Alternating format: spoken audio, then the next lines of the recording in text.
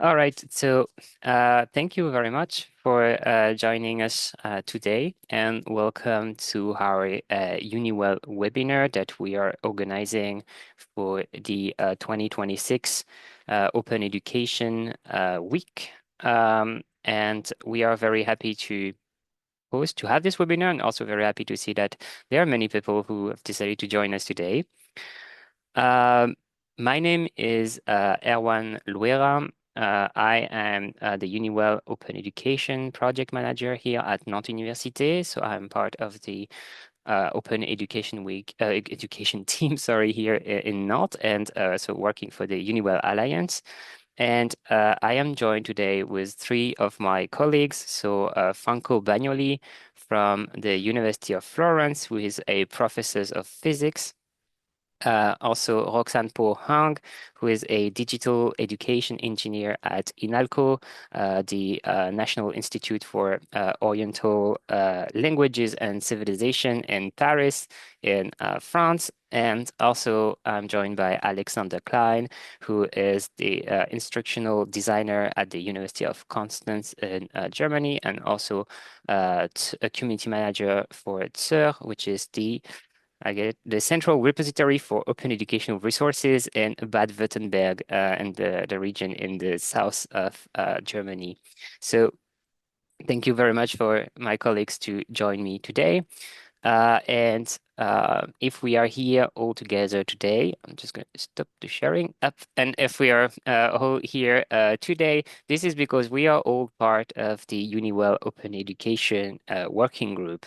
So just a quick word on EUniWell. So EUniWell is the European University for Wellbeing. So it is an alliance of 12 European universities that has been created in 2020 and is coordinated by the University of Cologne. And EUniWell is focusing on collaborative initiatives to foster the well-being of individuals and communities. And obviously, as we are 12 universities, education is one of our main area of focus. And since its early stages, EUniWell has been committed to promote open education within the alliance at the alliance level, but also within each of the universities. Sorry. And just a quick word about open education as well. So this session, we're not going to go too much into details about what is open education. This is more, again, to bring some reflection about open education, but I'm just going to give you a short definition so we are all on the same level. So open education, we can say that it's an approach for teaching and learning that reduces the obstacles to learning by promoting freely available material, but also collaborative and inclusive practices, and that allows also more like flexible learning. And at the core of open education, there is one acronym that you may hear throughout the session today, which is OER, so Open Educational Resources. And so OER, they can be defined as teaching and learning materials that are freely available. So freely as a sense of they don't cost money, and also openly licensed. And this open license allows anyone to use and redistribute this resources, sorry, at without any like cost, sorry. And so, as I said, EUniWell is involved in promoting open education, and this is for this reason that there is a dedicated open education working group, which I coordinate with my colleague Colin de la Higuera, who is an IT professor here in Nantes and also an open education expert. And so our role as the Open Education Working Group is to work together to implement the EUniWell Open Education Strategy. But we also organize different events to raise awareness about what is open education among our colleagues. And we also, so to do so, we meet once a month. And during our meeting, it's also the occasion for us to exchange good practices or reflect together on open education topics. And lastly, so why are we here today on the 4th of March? So this is because the first week of March is known as the Open Education Week. This is an international initiative that has been carried out by Open Education Global, sorry, which is the international organization that is advocating for open education worldwide. So this is as part of this international event that we decided to have this webinar today and to present you some reflections on open education from our experience within UniWell and within our universities. And at the same time, this is also here in Nantes. I see that there are some colleagues from Nantes. It is also the local Open Education Week here.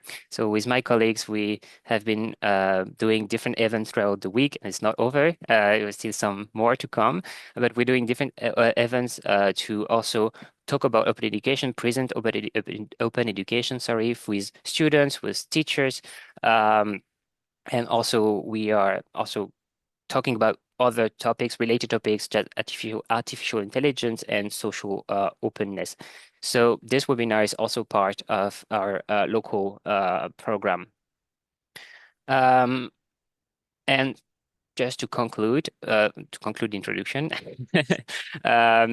I just wanted a few words about the formats. As I said, it is not going to be we're not going to present the details about open education. The idea was really for us to meet and take the time to share some reflections, some projects, some initiatives about open education that we are interested in, and to take the time to show it to the public, because usually when we share these projects, it's usually between us during our meetings, which are not open to public, or by mails, but we don't necessarily share them to more people. So this is why we decided to do this webinar today. And so it's going to be a lightning talk format. So each of us will have around 10 minutes to talk about our topics. So you've already seen the topics I think on the blog. There was the different bullet points there. So we have, around 10 minutes, and then time for maybe one or two questions. So again, please, the better would be if you can write the question in the chat. It would be easier for us. So without wasting more time, I suggest that we move with our first topic. And this is my colleagues Franco's. So Franco, you have participated in the creation of different MOOC as a professor of physics, and you also share your resources online. And today you wanted to talk about the MOOC format, and also you wanted to address the challenges of providing educational resources to people who not necessarily have internet connections. So Franco, the floor is yours.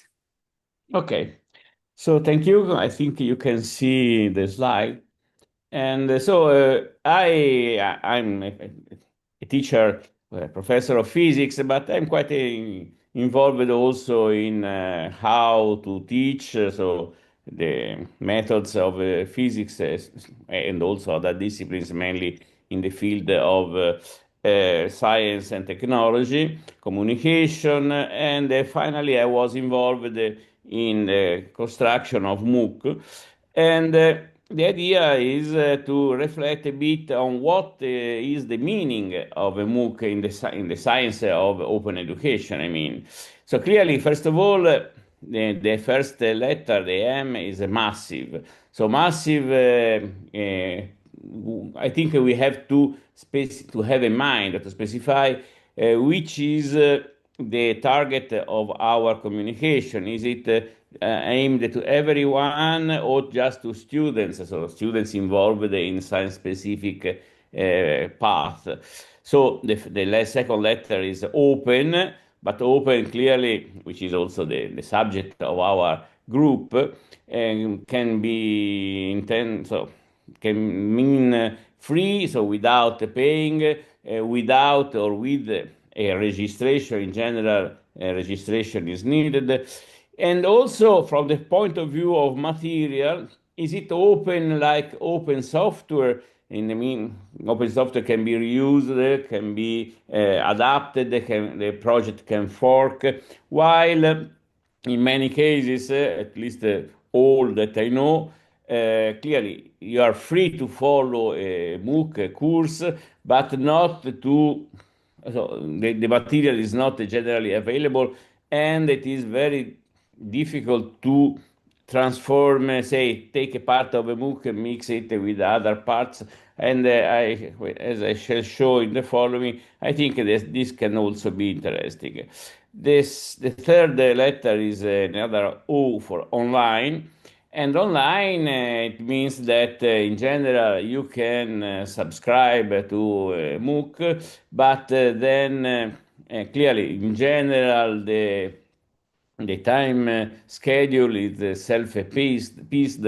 I mean, you are free to follow the course when you have time, but there are little interactions with teachers and more, what is more important, with peers. So there is no facility to create a community of peers and to have, say, self-support to form, say, a real community.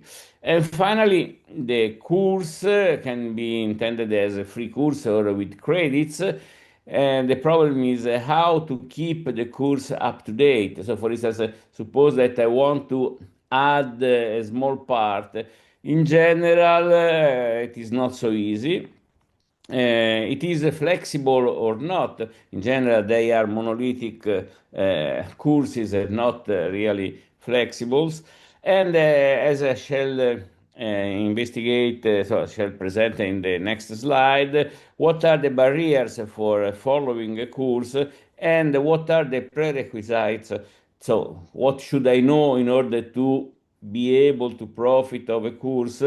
Clearly, it can be addressed, for instance, by using say multiple choices, questionnaire survey, and so on, but it is not so standardized.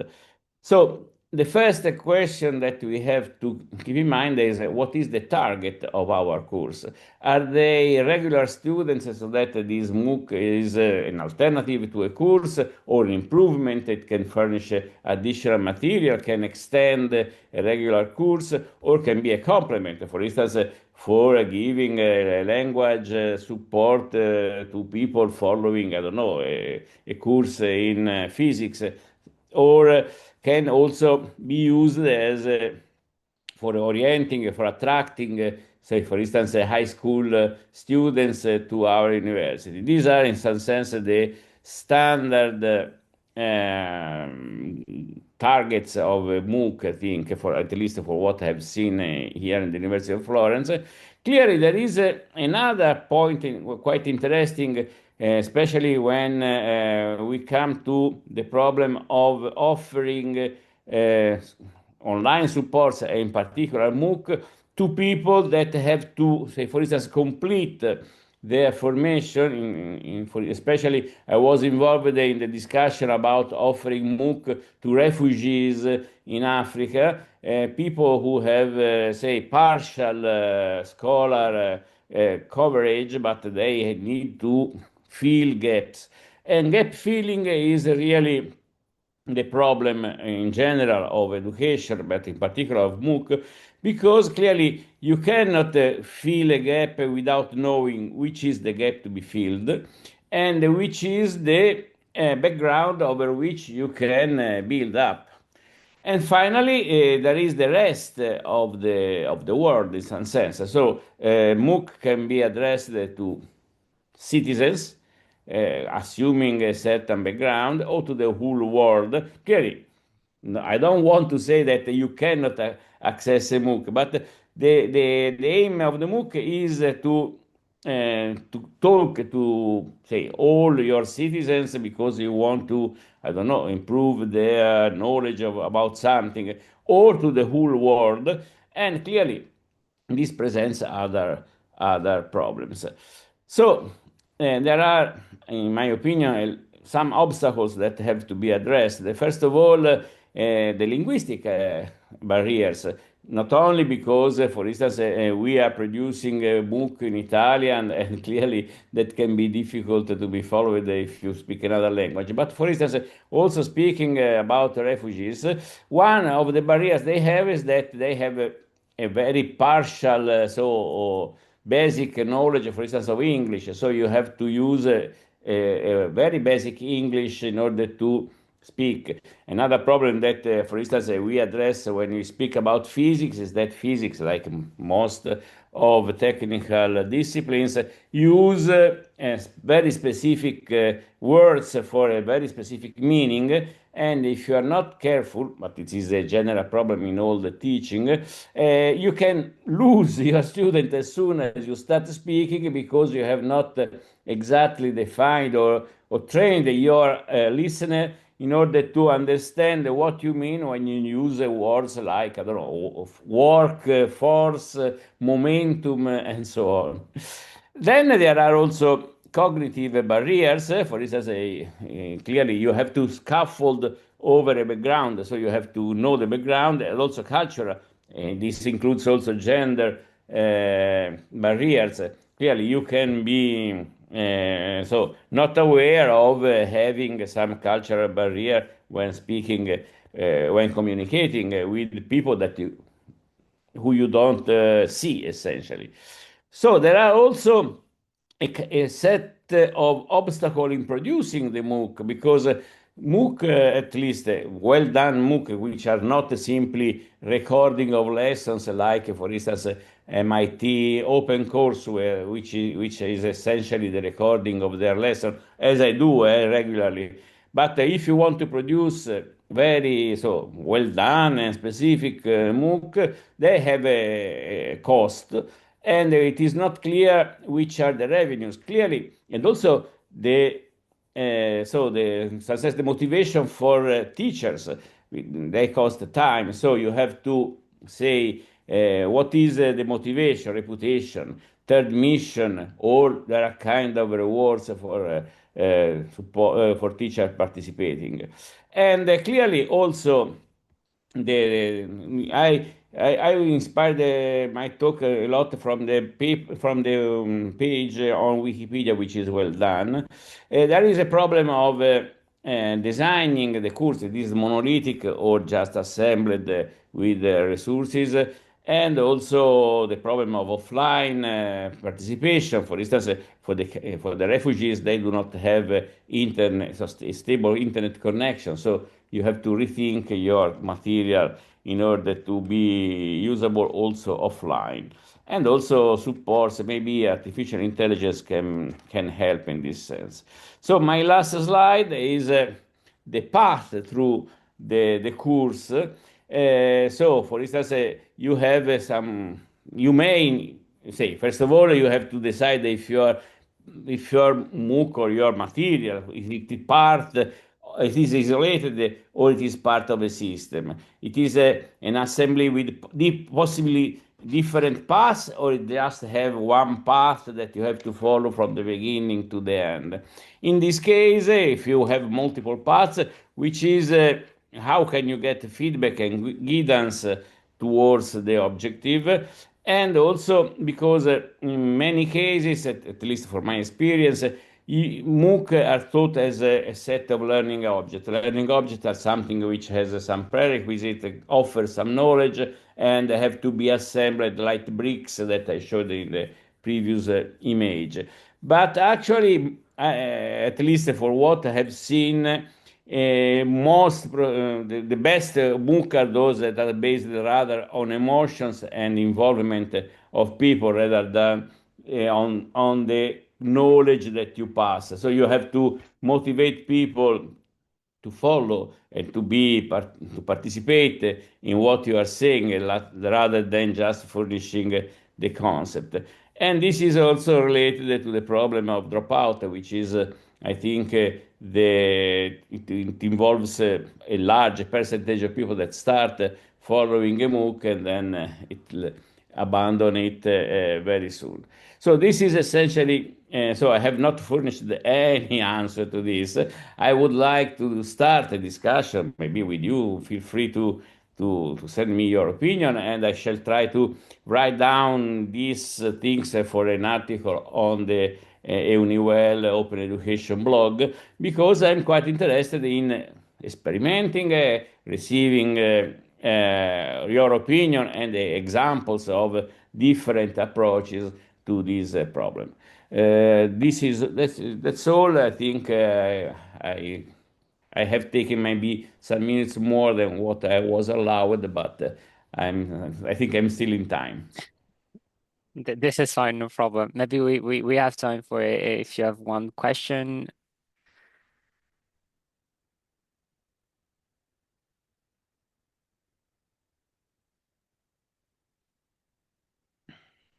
Well, otherwise, in the end, I will show you all our mail addresses, so you can also discuss with us. Sorry, by mail if it's easier for you.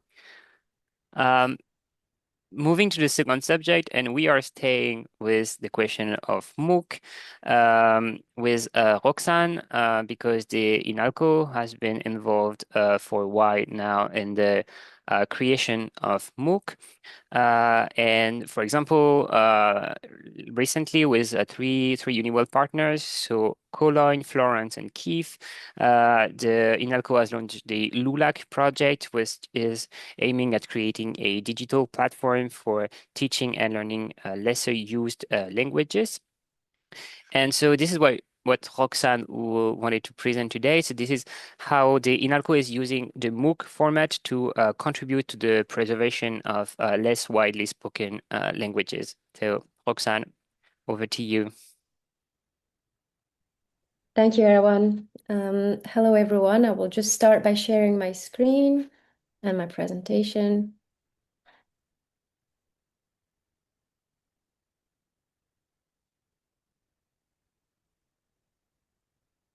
So hello, my name is Roxane Poor-Hang. I am a learning designer at Inalco, the National Institute of Oriental Languages and Civilizations, based in Paris, France.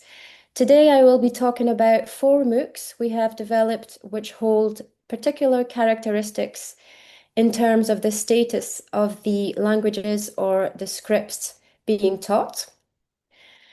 First, some context. Inalco teaches over 100 languages, many of which are considered less commonly taught languages.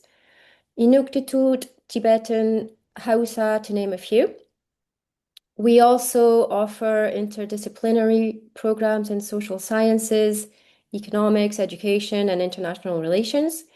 We have been creating MOOCs for over 10 years now, with free open access on Fan MOOC, which is the national platform France uses as an LMS. Our courses fall into 2 main series, contact kits and indigenous language and cultures, but we also offer interdisciplinary courses such as international economics and language didactics. We've covered languages in our MOOCs such as Arabic, Chinese, Hebrew, Turkish, Malagasy, Indonesian, and Quechua, and so on. Today, our focus is on 4 MOOCs, offering scripts or languages that are endangered, rarely taught, or underrepresented online. These are the Dongba Initiation to the Dongba Script MOOC, the Mori language, Mazatec language, and Quechua language. We will see a very brief overview of these 4 different projects. Let's start with the Dongba script. This was an ambitious project led by 3 universities from 3 different countries: Inalco, France, University of Geneva, Switzerland, and BLCU, Beijing Language and Culture University in China. This offered learners the opportunity to discover the Dongba script and the culture of the Naxi people from Yunnan, China. The Dongba script is considered the only remaining example of a pictographic writing system today, with approximately 1,400 unique characters. It is the script of the Naxi people, around 300,000 speakers from Yunnan, China. And this tradition is held by Dongba shamans whose numbers are declining rapidly. The historic significance of this MOOC here is clear. This was the first MOOC on the Dongba script created. It was offered in 4 different languages, Mandarin, French, English, and German, to maximize global reach. Why does this matter for open educational resources? This educational offering from this angle existed nowhere else online, and without open licensing and institutional commitment, this resource simply would not exist. So in this term, we are talking about the revolutionary dimension of open education resources for endangered heritage. A MOOC can contribute to the preservation through massification, and where traditional preservation efforts are limited by geography or resources, a MOOC in 4 different languages can reach potentially tens of thousands of learners worldwide, turning global interest into a preservation tool. 3 factors made this possible. First, the urgency. The script is held by declining Dongba shamans, as I was mentioning earlier. Rapid documentation was needed before this knowledge is potentially lost. Second, a deliberate language policy, again, offering the course in 4 different languages, was a strategic decision to reach the maximum global audience. And thirdly, an institutional coalition, the partnership between UNESCO, University of Geneva, BLUC, and Inalco is provided international legitimation and visibility. The first session, which launched in 2023, attracted over 2,000 participants from 80 different countries. Next, we have the Moore language MOOC. This is a completely different context. Moore is not an endangered language. It is estimated to be spoken by approximately 14 million people, including speakers inside Burkina Faso and in the diaspora. It is the majority language in Burkina Faso. A standardization committee was founded in 1984 for standardizing the writing and spelling of the language, though this remains an ongoing process since Moore is not the language of education or administration. This is not the story of an endangered language, as I mentioned. It is the story of a language that higher education and digital spaces have systematically overlooked. The paradox is striking. Despite millions of speakers, Moore is structurally excluded from Burkina Faso's higher education system, which operates almost entirely, to this day at least, in French. There are no formal pedagogical resources for adult learners, and our MOOC, launched in 2024, attracted 837 learners, the majority highly educated professionals based in Europe, primarily motivated by the pleasure of learning and interest in languages. About 61% were based in France, 9% in Burkina Faso, showing that the MOOC serves primarily those without local access to the language. And where the market sees no profits, open educational resources can fill the gap. A second session is launching at the end of this month, with registrations now open for this MOOC. The third case is Mazatec, which introduces yet another dimension. Mazatec is a tonal language spoken by approximately 239,000 people in the Huautla de Jiménez region in Mexico. According to UNESCO's classification, it holds a vulnerable status, with younger generations increasingly shifting to Spanish. The language faces real threats to its transmission and survival. The Mazatec MOOC was uniquely designed as a bilingual course, offered both in French and Spanish to reach two distinct audiences. The first session attracted 1,072 learners from 3 continents. And the learner feedback reveals the impact. We had Mexican learners working abroad expressing surprise and gratitude at finding a course in one of their country's indigenous languages. One emphasized the opportunity to finally learn about the Mazatec people and language. These testimonials see how this bilingual open education resource potentially reconnected diaspora communities with their heritage and provided access to a vulnerable language that no commercial platform would offer. Our fourth and final MOOC today is Quechua. The Quechua MOOC, so basically we introduced a standard variation of the Quechua language.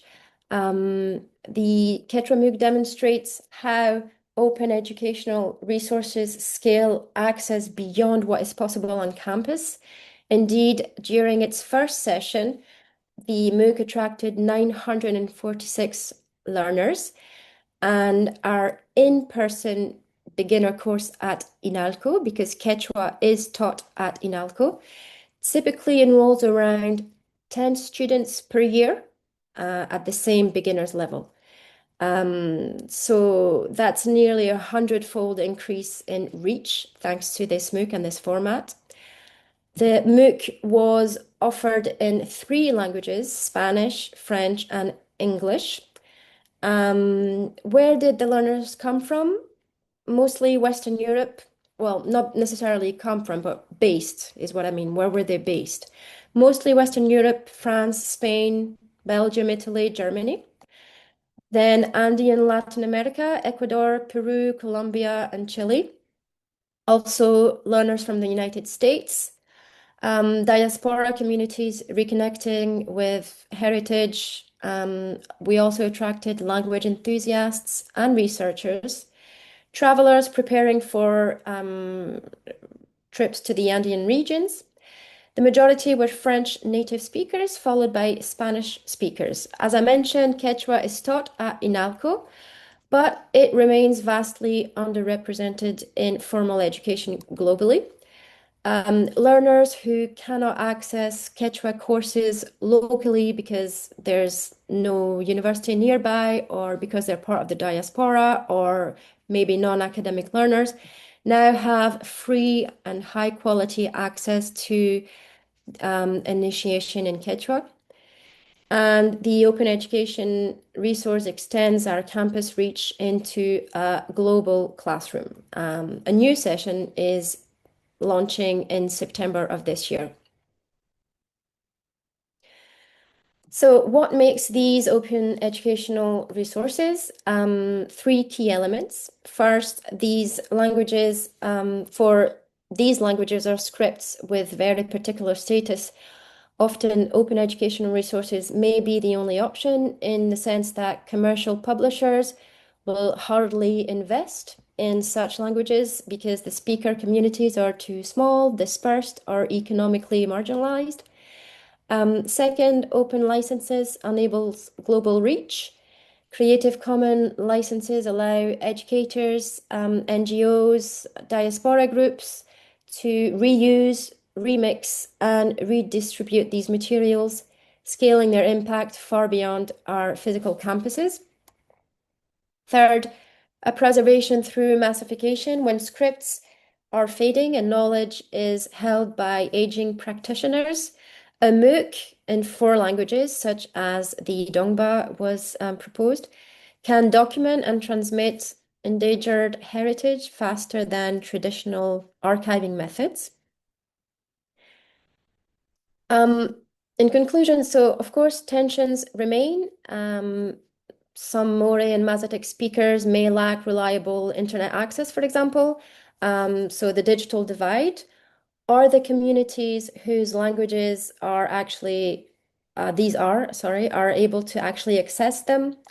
In some places, connectivity is not guaranteed. This connects directly to the offline OER challenge raised in this webinar series. How do we make OERs accessible offline? Also, we must ask, are these MOOCs co-created with speaker communities, or are they outsider representations whose voices are centered? And finally, does openness equal decolonialization? Open licensing is necessary but not sufficient. We must continually examine whether these MOOCs challenge or reproduce colonial knowledge hierarchies. To conclude, what we've learned with these various experiences is that open educational resources work differently for different languages.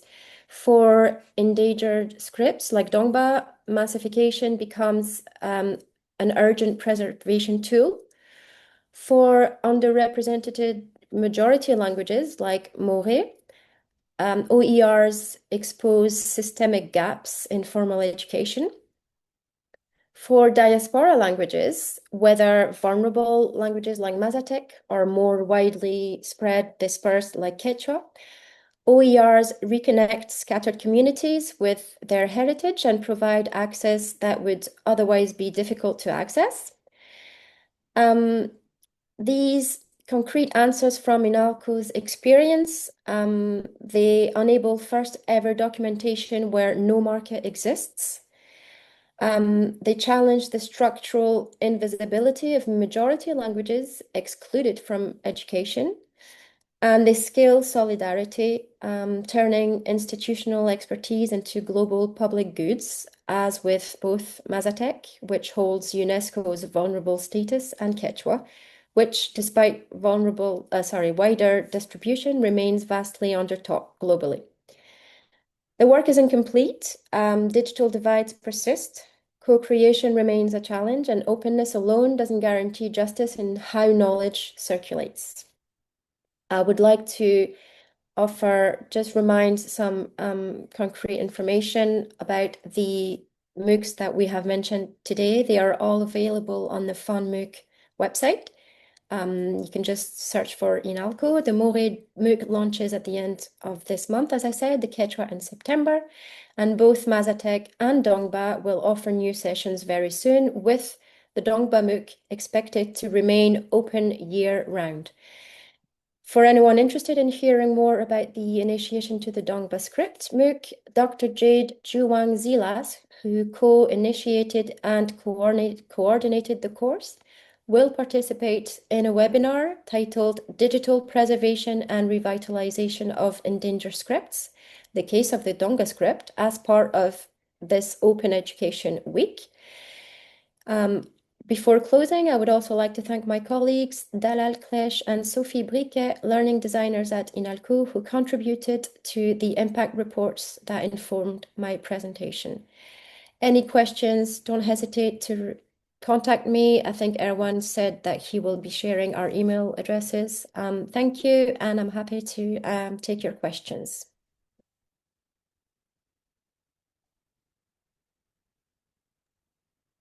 Thank you very much, Roxane.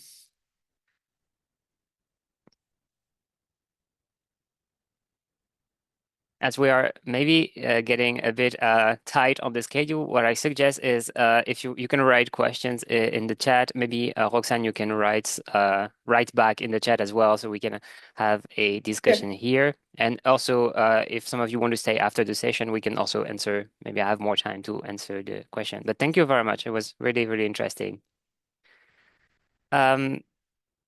Switching to now another topic. I would say also a bit unavoidable.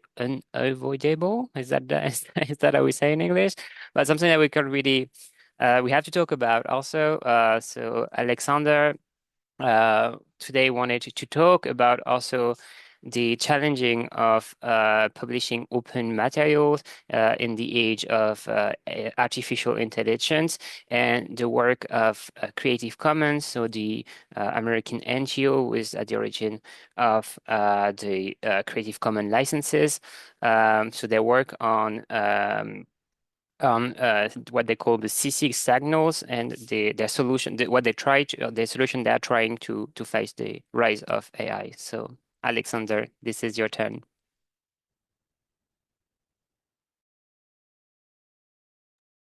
So thank you for having me here.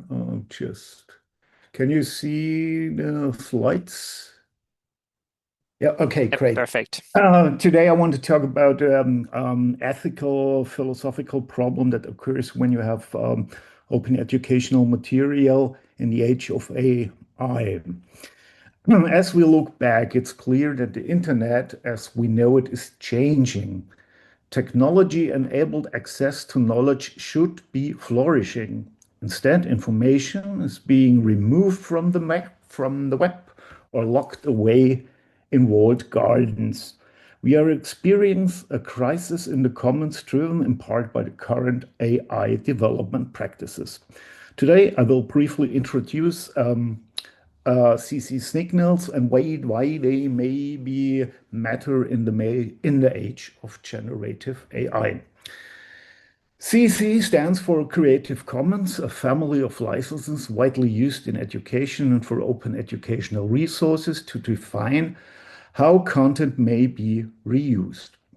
When these licenses were created, today's generative AI systems did not yet exist. So the question of whether CC licensed content may be used to train AI models is currently not regulated.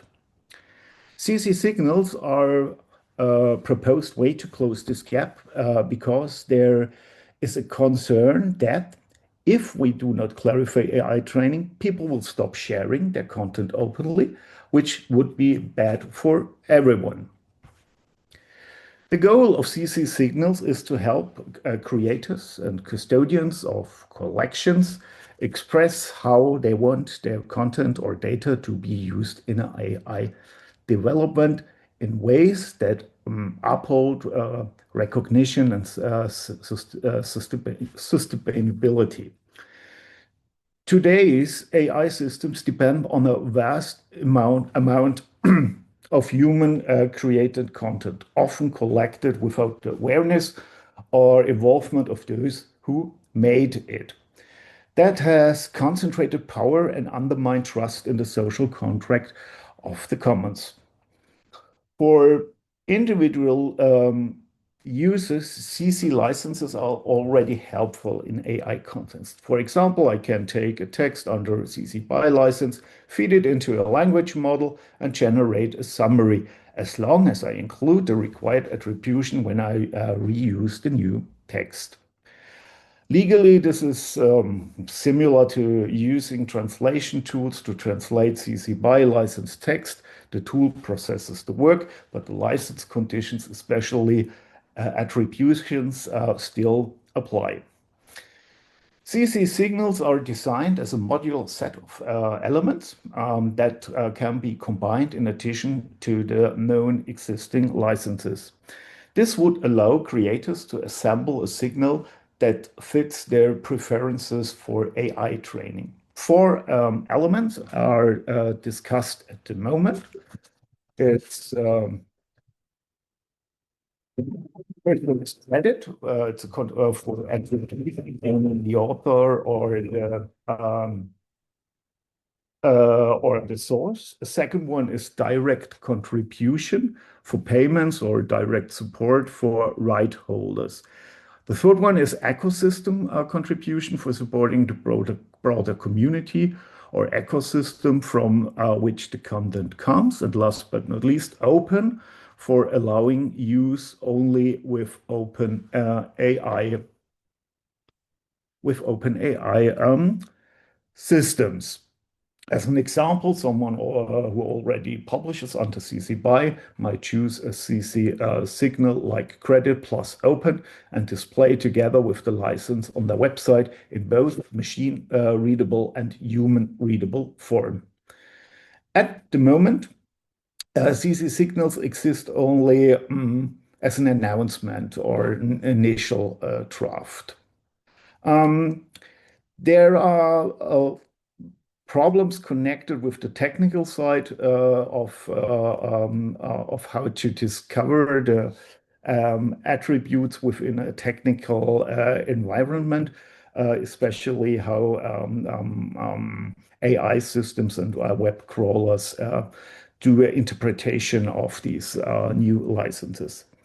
But yeah, there are also some critical views on CC signals. For example, for people who fundamentally oppose AI systems, CC signals may seem like a bad idea. They would prefer the licenses themselves to clarify forbidden training AI with open content. Their argument is that next slide. The argument is that CC content was released so that other humans, not machines, could reuse it, and therefore CC signals might even be seen as inconsistent with the original spirit of the CC community. Another criticism is that given a current practice where AI companies have used huge amounts of content without permission, it seems naive to expect them suddenly to start paying just because of a voluntary signal. Instead, stronger legal obligation would be needed. There are also practical concerns. Managing CC signals appears to be easier for large repositories and organizations than for individual creators. Yet, openness has always emphasized decentralization and the ability of individuals to share their work. On the positive side, CC signals might still be an important step towards preserving and strengthening open content in an internet increasingly shaped by AI.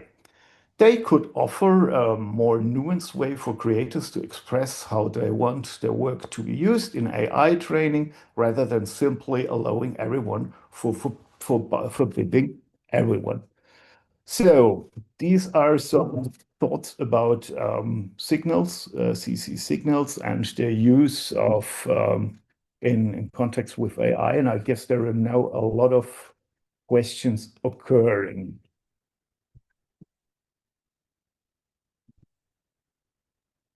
Thank you very much, Alex, for presenting this new initiative. And as you said, it's still a debated initiative, and nothing is.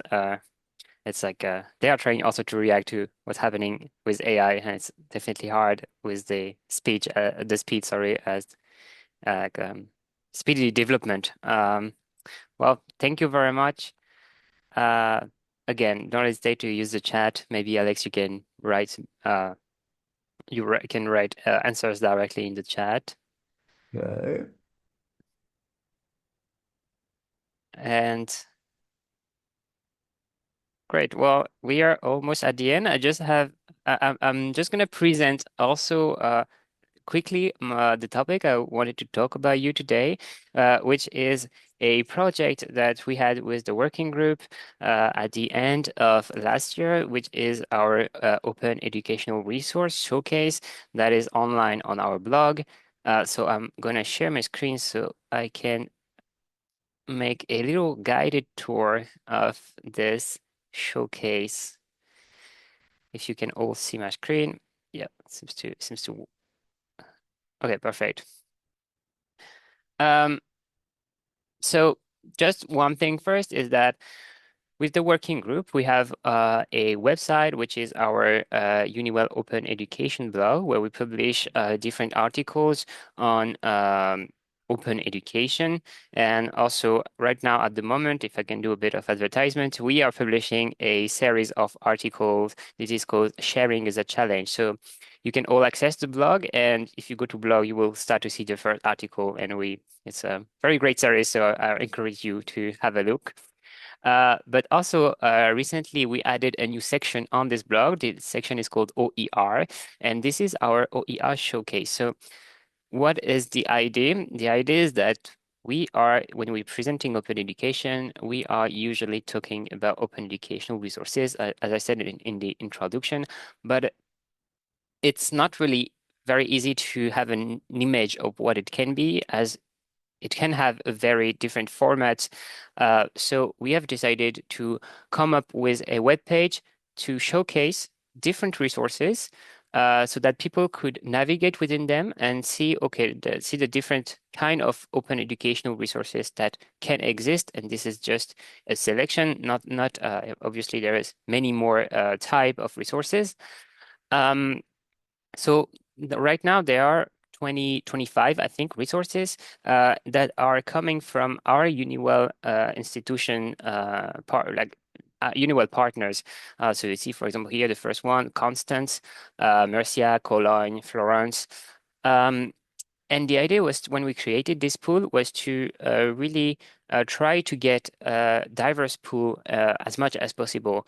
And in the sense that it is not necessarily like the top quality resources, because obviously the resources can be, not that it's not of quality, obviously, there are many works behind all of these resources, but some, as Franco says, sometimes you can have you can create MOOC and spend a lot of money with a lot of people involved to create a very, very top quality MOOC. Sometimes it's more something that you want to share. For example, I don't know, if you take notes during a lesson, you can also share it as a open education resources. So we try to more to highlight the diversity. So diversity in terms of format. So for example, here you have slides. Here you have a course module. You have also like a podcast here. And we also wanted diversity in the topic. So you can find things about technologies, educational technologies, about theology, about plants, philosophy, etc. So we also try to show that there is no not only one topic where you can do open education resources. It can be for any kind of topics. And lastly, two last diversity things that we wanted to highlight. It was also languages. So you have here resources in different languages, and again, as it is a showcase, the idea is not for you to go here to find a specific resource. It's really to get some inspiration about what has been done. This is why we also wanted to, you can even go on the German resource. If you don't speak German, that's fine, but you can see that, okay, that's a website that they did. So yeah, the idea is to have this different languages, and finally also the licensing. So you mentioned, Alex, Creative Commons. So we also have resources with different licenses, and each time you have a link to the description of what the license allows the users to do. So this page this is the main page of our showcase with the different resources and a bit of context about EUniWell, about open educational resources and this project. But this showcase is made of 3 different pages. So the second pages is our open educational repositories. So a repository, open repository, it can be described as just like a database, and where you can download files. To be open, it means that anyone could get access to it without registration and without to there is no wall where you can enter freely on the website, and you can download freely the resources.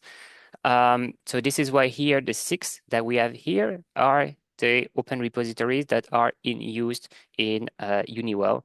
So you can see here TSER. So this is the global repository of the region of Baden-Württemberg, and that is used by the University of Constance. You have here NEO, which is the Nantes Université OER repository, or ILIAS, which is the open courseware of the University of Cologne.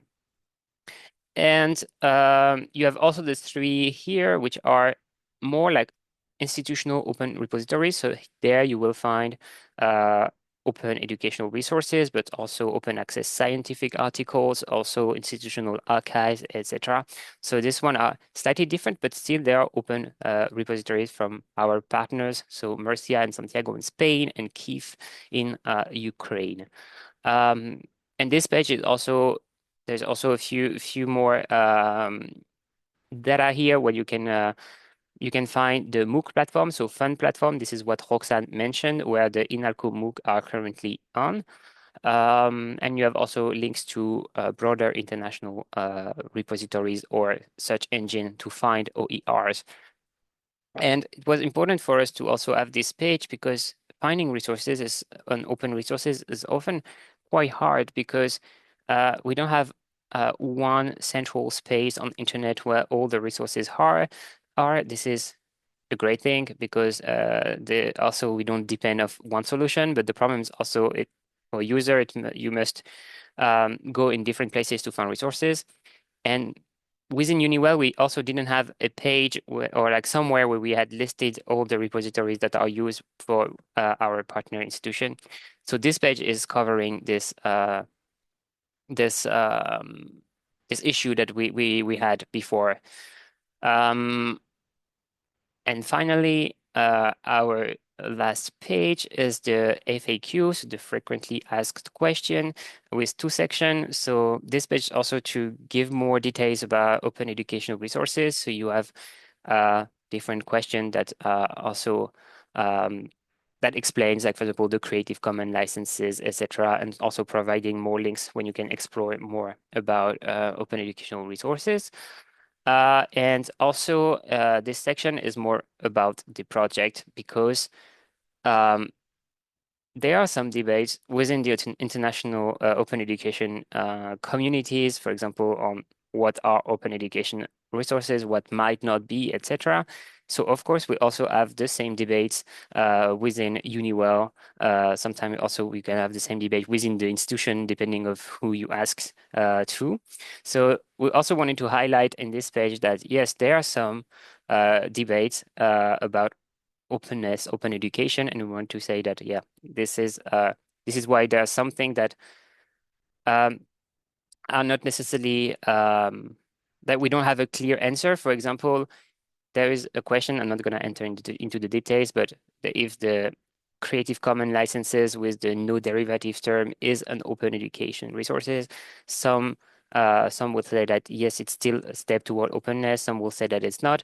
So we just also wanted to be transparent here and say, this is what we have right now. We are also having the debate. We don't have a clear answer. So so this FAQ is also a way to put that into words and explain the current challenges we have within the working group and the open education community in general. And just to finish the little tour, I wanted to say that on this blog, we also try to promote as much as we can multilingualism because we believe that the possibility to have access to resources in your mother tongue is very important for inclusiveness. This is why there I showed you the English version, but currently it's also fully translated in French, and also thanks to the colleagues from Florence, also fully translated in Italian. Hopefully the German version will also come very soon. So this is also something we are very proud of, to be able to have this like documentation about open education resources in different languages. This is where I will stop my little tour. You can explore the showcase by yourself. It is open to everyone. You can access it by looking for EUniWell Open Education blog and then go on the OER section in the navigation bar. we are very, very glad to have this. It's also very useful now when we are doing some trainings about open education. It's very useful to say to our colleagues, just have a look at here. You get different information about open education. And so yeah, we're very happy to have this project online. And just the last thing as well, the next step for us would be to also publish some interviews with some of the OER creators that are in the showcase so that they can give us more insights and personal insights about why they decided to create an open educational resource and what it brought to them to publish openly. So that will be the new, the next step for this showcase. So I hope this little guided tour was, if you enjoyed the little guided tour. If you have any questions, feel free to also contact us. There is the contact address also in the blog. So it's we are always very happy to get any feedbacks. Otherwise, it's already 5 minutes late, and I don't want to keep much of your time. Just wanted to conclude very, very fast to say that first, thank you very much for joining us today. Thank you also very, very much to my colleague Alex, Roxane, and Franco for presenting with me during this webinar. And we hope that this different topics has given you some more insights and some more like food for thought about open education. And as I said, again, in introduction, this is currently the Open Education Week. So there are a lot of events worldwide. So you can have a check at the OER Week calendar on Open Education Global if you want to see the other events that are organized throughout the world. And for those of you who are in Nantes, I also wanted to remind you that we are also having a local Open Education Week here in Nantes, and there are still events until Friday. So feel free to register, especially, for example, tomorrow afternoon, there is a roundtable with OER creators who will share their feedback. So I really invite you to join us here. I'm just gonna add the links in the chat so you can see. Okay. And oh yeah, and also again, if you want to follow our blog post series about the obstacle to sharing, feel free to have a look on our blog. So thank you very much again. I don't know if my colleagues wants to say a last word. And oh yeah, and I will add our mail addresses in the chat as well, so you can contact us.